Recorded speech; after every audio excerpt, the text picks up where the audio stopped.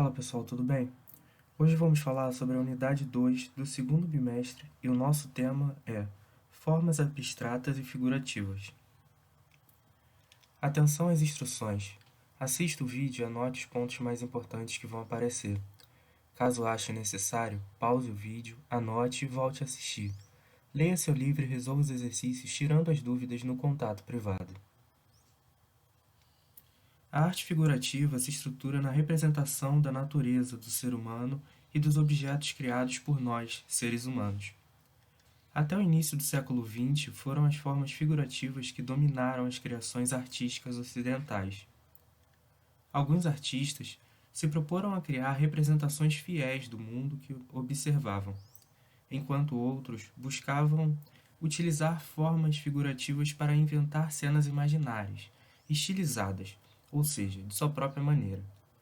Mas todas as obras de arte do período tinham em comum a relação com a realidade, a representação das imagens muito próximas da natureza que vemos no nosso dia a dia.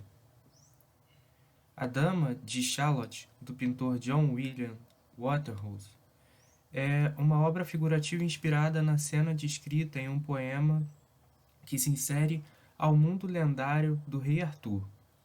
Umberto Eco resume a narrativa do drama da senhorita Charlotte no seu livro História de Terras e Lugares Lendários. E ele diz: a dama Charlotte vive nas cercanias de Camelot, atormentada por uma maldição da maléfica Morgana. Morreria se olhasse na direção de Camelot. Assim, ela passa a vida fechada na torre, onde só vê o mundo exterior através de um espelho.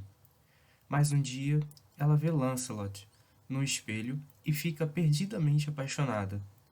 Embora saiba que o cavaleiro ama a rainha Guinevere, sabendo que vai morrer, ela foge num barco para desaparecer o mais longe possível do homem amado. O barco é arrastado pela corrente do rio Avon para Camelot, enquanto a dama dá seu último suspiro cantando. Na pintura, é possível identificar muitos elementos da poesia. A cena mostra a senhorita Charlotte no momento em que a maldição está acontecendo, no meio de uma paisagem à beira de um rio onde a natureza no campo serve de moldura para a cena. Ao fundo, as árvores que pertencem a uma densa floresta escura e, à direita, a paisagem além do curso do rio. Na parte esquerda, os degraus da pedra do cais e, mais à frente, na água do rio, a vegetação ribeira, aproximando a imaginação do artista a uma cena que poderia de fato ter ocorrido. René Magritte também fez uma observação detalhada de um cachimbo para criar sua pintura. No entanto, a obra traz a afirmativa "isto não é um cachimbo". Magritte propõe reflexões sobre a imagem e o objeto que se apresenta nela. Não é um cachimbo, é uma pintura. Não é um objeto real, é uma criação artística. E aí estamos em um campo de conflito de ideias, porque enquanto a primeira pintura busca mostrar a realidade que não existe e envolver a pessoa que olha, fazendo ela acreditar que é real, a segunda imagem busca representar um objeto real, mas deixar claro que é apenas uma pintura, que mostra algo que existe, mas não é o objeto de verdade. Como se fossem fotos, que mostram objetos, mas que na verdade esses objetos podem nem existir, ou podem ter sido inventados só para aquela foto. A artista brasileira Tarsila do Amaral criou obras figurativas que não eram a representação fiel da realidade.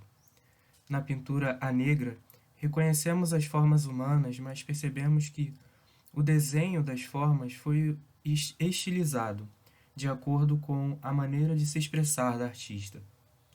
Isso vai mostrar que, mesmo sendo figurativa, não necessariamente a arte vai ser sempre feita de forma muito real, e que o artista tem liberdade para fazer do jeito que quiser e do jeito que ele achar melhor, e que vai representar mais a realidade que ele vê.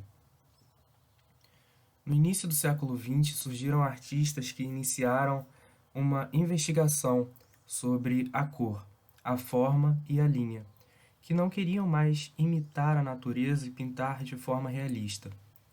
Foi nesse momento que a geometria, as manchas, as áreas de cor e as inúmeras possibilidades de desenhos das linhas passaram a ser os principais objetivos de estudo e criação.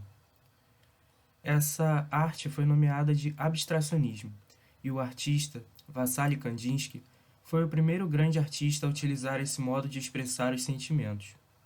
Ele criou a primeira obra, Aquarela Abstrata, em 1910, e nela explorou linhas, pontos, manchas e formas que não encontramos normalmente em nosso dia a dia olhando para o mundo. Na pintura Unidade Brilhante, encontramos formas geométricas, cores variadas, linhas retas e curvas que criam uma composição abstrata. Para apreciarmos uma obra abstrata, é necessário fazer o exercício de observá-la com atenção e entender as formas presentes na composição, sem buscar correspondência com algo presente na realidade. O artista plástico espanhol Pablo Picasso é considerado o maior artista do século XX por sua capacidade de inovar o estilo da arte sem ter medo de quebrar os padrões. Picasso caminhou entre a arte figurativa e a mistura de elementos abstratos, criando algo totalmente novo para a época, um movimento artístico que ele chamou de cubismo, como podemos observar nessa imagem. Ele representa a si mesmo, né, a realidade do que ele via, mas utilizando formas geométricas. Por isso, o cubismo é algo diferente da arte abstrata e da arte figurativa.